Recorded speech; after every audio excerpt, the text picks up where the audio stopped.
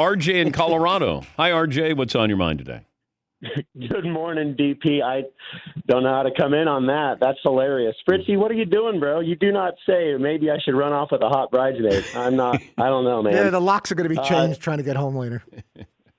Dan, I have a best of the all-time. I was trying to figure out how to even say it, but my buddy Troy and I listen to this extensively, and it goes into a great T-shirt idea too. But wait, what? Joey Votto. Oh, okay. Joey Votto is hands down top 5 best people to have on your show, without question. He's up there with Reggie Miller, Shane Irving. But here's my T-shirt idea. Okay. I'm not going to say it, but I have a picture of you literally like going, no, and Joey Votto's face is hilarious, and just have it say, nice walk, mother effer, and just, you will sell 1 billion of those. All right. Well, thank you, RJ. A lot of response to Joey Votto yesterday. Nobody knows the Reds. Nobody watches the Reds, except for Sunday morning when they're on Peacock. Their baseball game on Sunday. Nicely done. Thank you, Todd.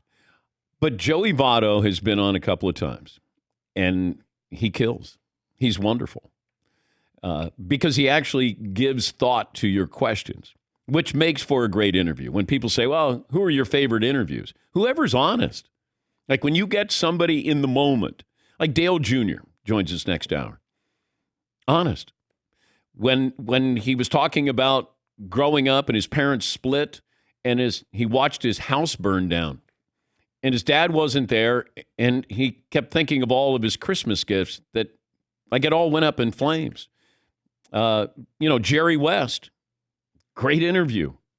Jerry West talking about, I think he was 12 years of age, sleeping with the shotgun under his mattress, saying he was going to kill his dad if his dad abused his mom. Again, like, those are wonderful moments. Scottie Pippen. He was honest. Talking about Phil Jackson. Called Michael Jordan selfish for playing baseball. Russell Wilson recently, where it felt like that was a different Russell Wilson, where he wanted out of Seattle without saying he wanted out of Seattle. You get those moments. And Joey Votto, that was levity. And when I can get somebody, even though I did have to apologize, when you use colorful language, if I get you to relax like that, then I'm going to get some things out of you. But you have to be willing to give. And I view it as a competition. Not to make this a tutorial on interviewing. I just know how I interview. And that is, I compete with you. I want to compete with you so then you'll compete with me. And if I get that out of an athlete, then I can get some things. Because they always want to be great. And an interview is nothing different. I want to challenge you to get something out of you that maybe somebody else didn't.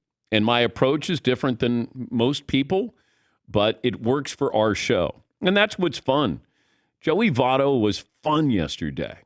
One of those, as a couple of listeners said, it was a driveway interview that you can't get out of your car. You're in the driveway and you can't get out of your car because it's that good. And that's our goal. Anybody we have on, I want you late for something. I want you to stay in the car. But Joey Votto had to be willing to talk, not be interviewed, have a conversation. Yeah, Paul. I remember back in the day, we would have Kobe Bryant on maybe once a year, once every other year. And it rarely started out on basketball. It'd be life or growing up in Italy or something different. And Kobe would be totally engaged and he'd give you real answers. And he'd pause for like 2 or 3 seconds and then give you an answer. And Kobe was fantastic. When we weren't just saying, "Hey, how were you guys against the Knicks the other day?" It was deeper than that. We get so much out of him. It was great. But he was a competitor. You had to compete with him. That's my approach. I want to compete with you. I want to ask you something you haven't been asked. But within the context of having somebody on, you can ask random questions. But to get it, the fact that he autographed a jersey for me. Kobe autographed an all-star jersey, and I think it says, "To the White Mamba." So he called me the White Mamba, and he put it on his all-star jersey that I have hanging up here in the man cave. That's what's fun. Take down, whatever that wall is if you can. Because your time is valuable to you. And I'm talking about those watching and those listening. While I have you, we want to entertain you the best we can. And, we talk about what we're going to bring up with somebody. Paulie always has, one or two great thoughts where he just says, hey, what about? And then Paulie's the one that asked, he said, ask Joey Votto his walk-up song. And that's how we started. And Joey Votto says, oh, Jolene from Dolly Parton. And then we go. Then we're off to the races. But that first question is really important because it kind of sets up the interview. That's why I don't like to say, hey, how are you? I'm good. How are you? I'm fine. Like, let's just go. You're here. I'm assuming you're okay. Let's go. Yeah, Paul. We had Nick Saban of Alabama maybe a decade ago, and it was kind of the first time we had him on when he was Nick Saban, like at the peak of the college football. And your first question to him was, what do you listen to on the way in from work? Because he was just parked his car. You heard the door closing, and you caught it and said, what do you listen on the way into work? He goes, oh, I'm classic rock. I'm listening to Creedence. He goes, but when I'm playing air guitar, I do something else. You're like, air guitar?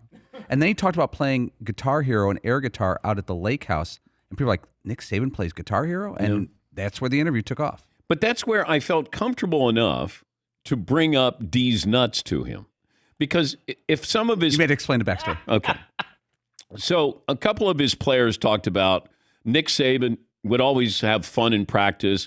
We had Josh Jacobs of the Raiders on, and he would say, hey, I said something about, does he have a sense of humor? He goes, oh, yeah, sometimes, if we're fumbling the ball or something, say, hey, why don't you hold on to D's nuts? And then I go, what? And then I go, all right, I might need a second source. I had Tua on, and I brought it up to him. Like, Coach Saban ever say D's nuts? He goes, what? He's like, and I thought, all right, I can ask Nick Saban about this. And then, he said, sometimes, say things, and I have some fun with players. And then I think I'm grilling him like I'm on 60 Minutes. Did you say D's nuts? Okay, Mike Wallace here. Yes, I said D's nuts. Yes, Paul. Right before that interview, you were on this side of the glass, and Nick Saban's calling into the back room. We're getting him set up. And Seton and I are like, are you going to ask him about D's nuts? Dan, you're like, you should have, I guarantee I'm asking about it. I promise you guys. Seton and I were sitting there sweating. This is really going to happen? And I'm looking at Seton, I go, I think he's going. I go, Seton's like, he's going. And when you asked it, if you watch the video, Seton and I are like little kids in our chair. Because we're like, you just asked him D's nuts. I know. So tickled by the whole thing, yeah. I did. I said, I got to do it. You're interviewing Paul Bear Bryant 30 years ago. Yeah. Bear. Coach Bryant,